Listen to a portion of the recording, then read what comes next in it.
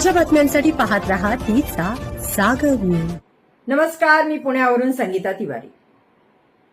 महाराष्ट्राच्या महिला आयोगाच्या माजी अध्यक्ष रुपाली निलेश चाकणकर यांचा आणखीन एक नवीन कारनामा। महिला आयोग अध्यक्ष हे पद भूषवल्यानंतर त्यांनी केलेल्या कारनाम्यांमुळे त्यांचा सीएम आणि डीसीएम मॅडमनी राजीनामा घेतला। आता यांच्याकडे रिकामा वेळ मॅडमनी कल्याणी नगरमध्ये एका आमदाराच्या बंधूकडनं लीजवर जागा घेतलीये आणि त्या 20,000 स्क्वेअर फूट लीजवर जागा घेऊन तिथे त्यांनी एक पब रेस्टॉरंट चालू करतायत। करीबन 60-70 करोडचा तो सगळा खेळ आहे। मी विचारू इच्छिते, ताई हे एवढे पैसे आले कुठून? म्हणजे याच्यात मी असंही ऐकलंय की तो डान्स बारवाला मुंबईचा कोणीतरी आहे, शेट्टी बेट्टी, तो आहे। त्याच्यानंतर अंडरवर्ल्ड मधला एक कोणीतरी मुजावर म्हणून आहे, तो आहे। आणि परवानगी त्यांचे पुत्र सोहम चाकणकर हे चालवणार आहेत। तेव्हा ताई आता हेच राहिलं होतं का? म्हणजे त्या मुंबईचा त्या शेट्टीने खेळ खंडोबा केला, त्या महिला नाचवलं तिथं, त्या बारबाला डान्स हे सगळे त्यांनी केले आणि देवाभाऊंनी ते त्याचं सगळं तिथं बंद केल्यानंतर आता हा बाबा तुमचा आधार घेऊन पुणे नाचवताय का?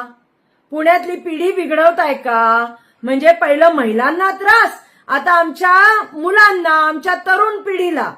म्हणजे काय चाललंय काय? 60 म्हणजे लोक म्हणतात 30-35 नाही, 60-70 करोडचं गणित आहे। एवढा पैसा आला कुठून?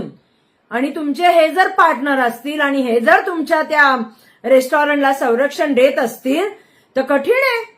म्हणजे हा तुमचा प्लॅन जेव्हा तुम्ही पदावर होता तेव्हाचा होता का या दोघांना कोणत्या केसमधनं आपण सोडवलं म्हणून हे लोक तुम्हाला जॉईन झाली माहिती नाही।